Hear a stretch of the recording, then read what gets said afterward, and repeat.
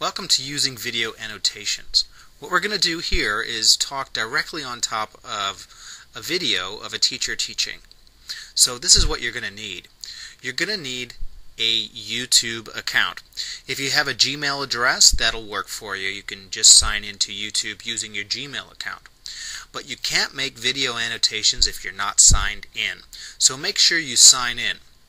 When you open the link that I sent you over email or from the wiki, you may see a pink bar across the top of the video. If you see that, that means you need to sign in. So please click that word that says here, sign into YouTube, and you'll be able to add annotations. You'll also need to make sure that annotations are turned on. If you don't see any annotations toggle buttons, you're probably not logged in correctly. So the viewing annotations toggle button is on the lower right hand side of the viewing screen. It's a little arrow pointed up. The writing annotations button is on the upper right hand side of the screen. That's a red square box with a white triangle in the middle. Make sure that you have annotations turned on. To add a comment using annotations is pretty easy. I'm going to walk you through the steps of doing that right now, and then we're going to practice adding comments to a video. The first step is to click the transparent button in the lower left hand side of the screen. When you click that middle button, it'll bring up three options. Now, only the two on the left will actually allow you to write something. Let's stick to the speech bubble farthest to the left for now. After you click the speech bubble, then you'll have a few other choices. You'll have, of course, the space in the middle there where you can add your text. Then you could change the color with those little boxes to the right of that. And then when you've finished adding the text, just click Publish, and that'll insert your comment right into the video.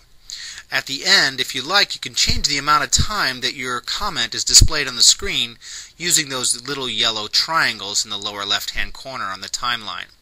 That's pretty much it. After this, you should be set to add video annotations to a YouTube video.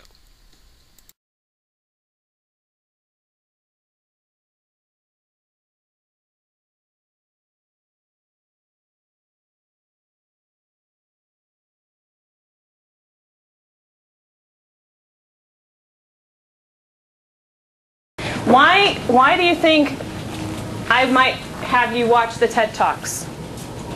Any idea or clue why I might do this? Stacy, take a step.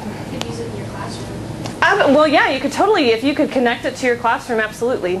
You could totally use it in your classroom. But any other ideas about why you might like it? That's a good thought. That's not why I had you do it, though. Any other thoughts? Why, Zuri? It's a way of getting news and information without like watching the news or reading the newspaper. Yeah. Ideally, you're intrinsically motivated to learn something new on your own. That you can do. No one's forcing you to do this. I forced you to do it. But technically, from here on out, this is on your own if you want to develop it. And I just want to let you know it's actually become more than just vidcast, right? Video podcast, essentially. It's now at the community. It's at the regional and global level. And I want to show you just a quick video, so if you don't mind, about how this has gone worldwide and in communities and in cities where you can actually watch the TED Talks themselves. It's quite inspirational too, so if you think TED inspires, you might find this inspirational as well.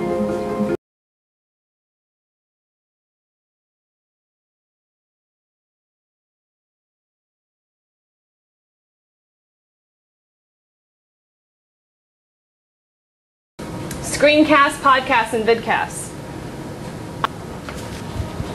The one thing that TED was a video cast, right? So someone was recorded, now it was pretty professional. But you could record yourself talking and teaching about something. You can do it using Jing, you can use Screen Toaster, you could use Camtasia, you can record yourself with Audacity.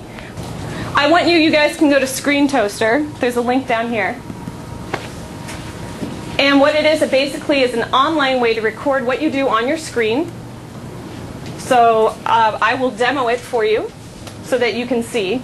But if you can all head to screentoaster.com, you can even type it in your URL. I'm going to click here. And what it enables you to do is if you're online, go ahead and press start recording if you'd like. I'm going to go ahead and press start recording. And since this is a practice, you don't need to feel responsible if something goes wrong.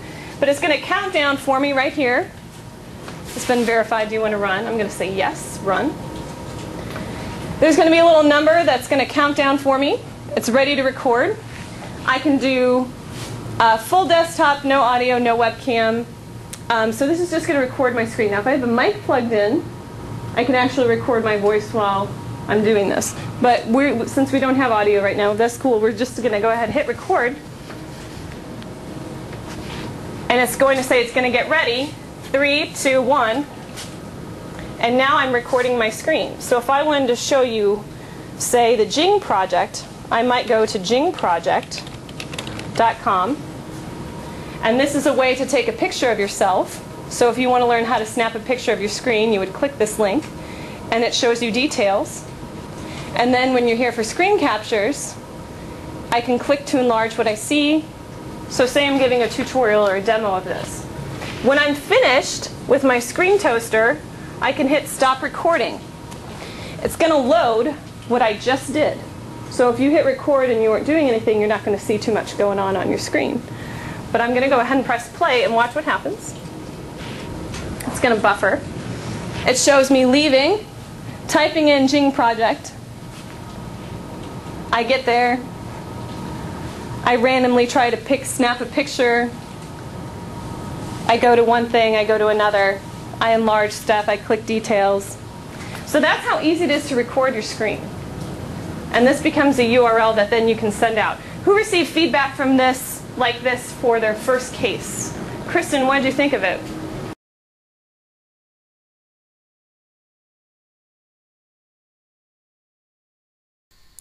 Take a second now and see if you'd like to go back and change the length of your comments or edit what you said.